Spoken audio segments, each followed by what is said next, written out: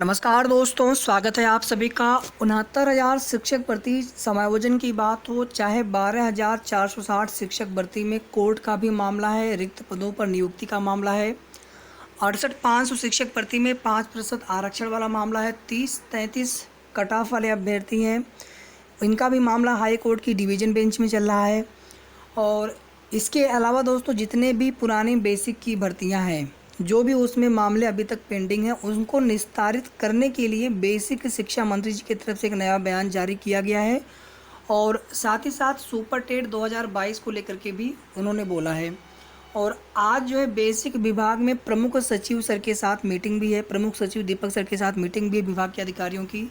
और इसी के साथ साथ दोस्तों, डाक विभाग में 38,926 पदों पर भर्ती होने जा रही है।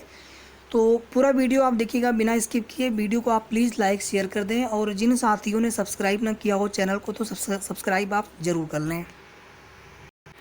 साथियों, पहले भी आप सभी ने देखा होगा कि काफ़ी समय पहले से ये मांग की जा रही है कि 13-156 आप 2020 महेंद्र पाल व अन्य बनाम उत्तर प्रदेश सरकार व अन्य कनेक्टेड याचिकाओं की सभी याचिकाकर्ताओं को समायोजित किया जाए। देखिए, यहाँ पर कनेक्टेड भी लिखा गया है, मतलब इसमें चाहे अब 6800 के अभ्यर्थी हों, चाहे सामान्य वर्ग के अभ्यर्थी हों, जितने भी अभ्यर्थी हैं, कुल मिलाकर के यहाँ पर संपूर्ण समायोजन अगर आप समझ लें तो ज़्यादा उचित होगा। और इसके अलावा आप देखेंगे, या तो फिर मांग यहाँ पर क्या है कि अनारक्षित की जो कट ऑफ है, जो स्वयं सरकार ने हलफनामे के रूप में कोर्ट में दिया हुआ है, उसके नीचे पिछड़ा वर्ग ओबीसी का 27% और एससी का 21% कोटा पूरा किया जाए, और कुल मिलाकर के 18,988 सीटें यहाँ पर पूरी की जाए। ओबीसी को कितनी सीटें चाहिए, इसी प्रकार से एससी का भी 21% पूरा करते हुए जो पूरा नहीं हुआ है, जो कट ऑफ स्वयं सरकार के द्वारा हलफनामे के रूप में कोर्ट में दिया गया है। 12,460 शिक्षक भर्ती में अभी बेसिक शिक्षा मंत्री जी से मुलाकात हुई थी, वह अन्य चाहे योगी जी हों जनता दरबार में, चाहे डिप्टी सीएम से मुलाकात करना हो, और सकारात्मक आश्वासन मिला है सभी जगह से। मैटर आपका भी कोर्ट में है, और सुनवाई जो है आप सभी जानते हैं कि पिछले 2 दिन कोर्ट में सुनवाई हो नहीं पाई है। तो इनमें जो है कोर्ट के मैटर को जल्द निस्तारित करवाने और खाली पदों पर जो है योग्य अभ्यर्थियों को नियुक्ति का मामला है। 68,500 में 5% आरक्षण को लेकर के एनसीवीसी आयोग की रिपोर्ट है, लेकिन अभी तक सरकार की तरफ से कोई भी कार्रवाई शुरू नहीं की गई है।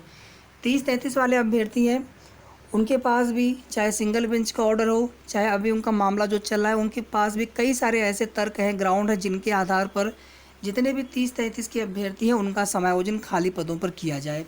तो साथियों, आज जो है बेसिक विभाग में प्रमुख सचिव की बैठक है। बेसिक की सचिव और जितने भी अधिकारी हैं, सभी लोग इस मीटिंग में मौजूद रह सकते हैं।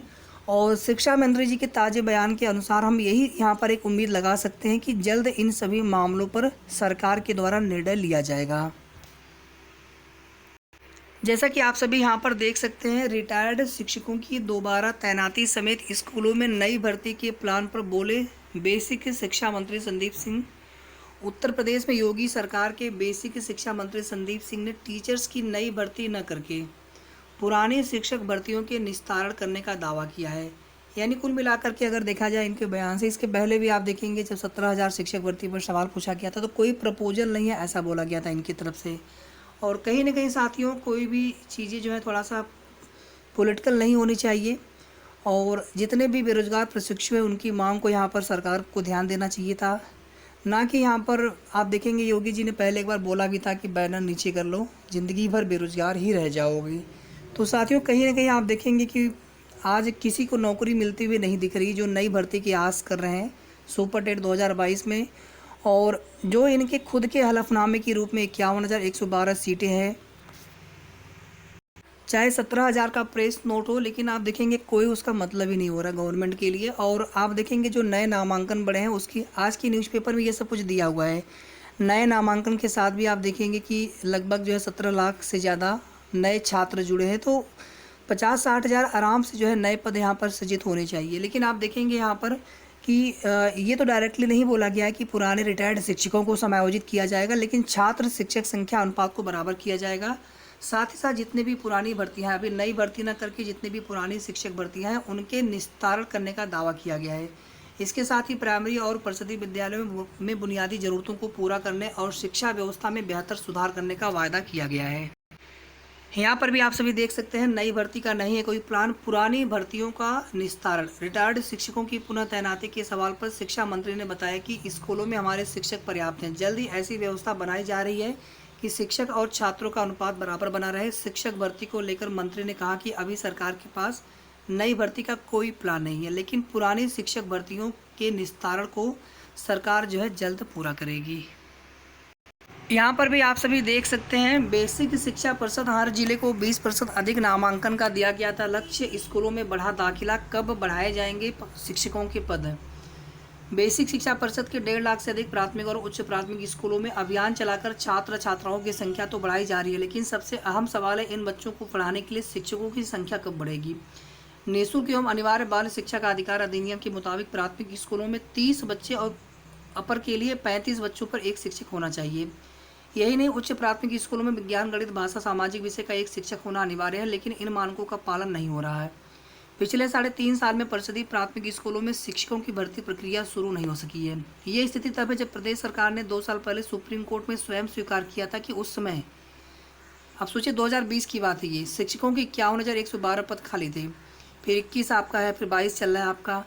हर साल परिषदीय स्कूलों से औसतन 12,000 शिक्षक सेवानिवृत्त होते हैं। यदि ये संख्या जोड़ ली जाए तो शिक्षकों के कम से कम 75,000 पद खाली हैं। डीएलएड, बीएड, टेट, सीटेट पास बेरोजगार 3 साल से नई भर्ती शुरू करने की मांग कर रहे हैं, लेकिन सुनवाई नहीं हो रही है। आखिरी बार 1 दिसंबर 2018 को 69,000 शिक्षक भर्ती की प्रक्रिया शुरू हुई थी। आरटीई लागू होने के बाद नहीं हुआ पद सृजन।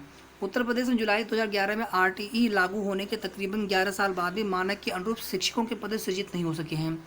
कुछ साल पहले बेसिक शिक्षा परिषद के तत्कालीन सचिव संजय सिन्हा ने आरटीई मानक के अनुरूप प्रत्येक जिले में शिक्षकों के पद सृजित किए थे। सूत्रों के अनुसार उस रिपोर्ट में गाजियाबाद, नोएडा जैसे 2-4 जिलों को छोड़कर अधिकांश जिलों में शिक्षकों के पद बढ़ रहे थे, लेकिन सरकार से मंजूरी नहीं मिलने के कारण वह रिपोर्ट सार्वजनिक नहीं हो सकी।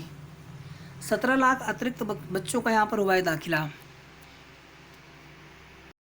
तो कुल मिलाकर के यहाँ पर अगर आप देखेंगे तो एक तरफ जहाँ छात्र शिक्षक संख्या अनुपात बराबर करने का भी दावा किया जा रहा है, और दूसरी तरफ जितने भी पुरानी लंबित भर्तियां हैं उन भर्तियों को भी पूरा करने की बात यहाँ पर कही जा रही है। कहीं ना कहीं यहाँ पर बेसिक में शिक्षक आएंगे, लेकिन नई शिक्षक भर्ती सुपर टेट 2022 पर सरकार या बेसिक विभाग पूरी तरह से मौन है।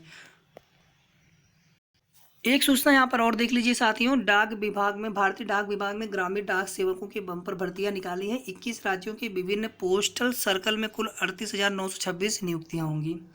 उत्तर प्रदेश में 2,500 से अधिक पद भरे जाएंगे। इसके अलावा अन्य जो राज्य हैं वहाँ पर ये पद भरे जाएंगे, जितने पद वहाँ पर खाली हैं। आवेदन की जो लास्ट डेट है 5 जून 2022 है। 10वीं पास होना चाहिए। मैट्रिक में गणित और अंग्रेजी विषय में पास होना अनिवार्य है। साथ ही राज्य के अनुसार 10वीं कक्षा तक स्थानीय भाषा की पढ़ाई की हो, स्थानीय भाषा की जानकारी भी होना आवश्यक है। इसके अलावा उम्मीदवार के पास जो साइकिल, स्कूटर, मोटरसाइकिल चलानी आती हो। न्यूनतम आयु सीमा 18 और अधिकतम 40 वर्ष है। सामान्य ओबीसी को 100 रुपये देना होगा शुल्क यहाँ पर, और बाकी को जो है कोई शुल्क नहीं देना है।